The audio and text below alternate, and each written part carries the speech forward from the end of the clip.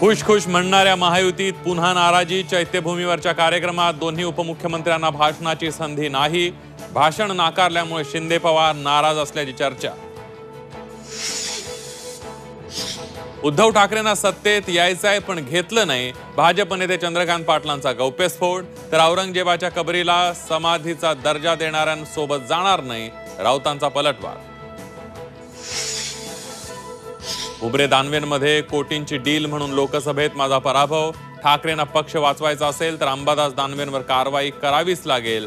चंद्रकांत खैरेंचा पक्ष नेतृत्वाला निर्वाणीचा इशारा। मुख्यमंत्र्यांचे मुख्य आर्थिक सल्लागार पदाची निर्मिती म्हणजे फडणवीसांची अजित पवारांच्या अर्थ खात्यात घुसखोरी। रोहित पवार यांची ट्विटद्वारे टीका।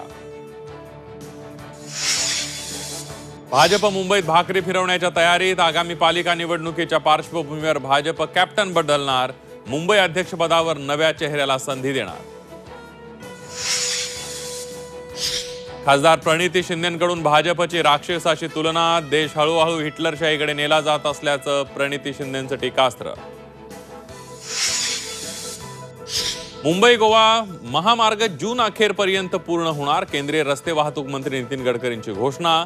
तर हायवेवरील टोल बाबत 15 दिवसात नवीन पॉलिसी येणार, नितीन गडकरींची माहिती।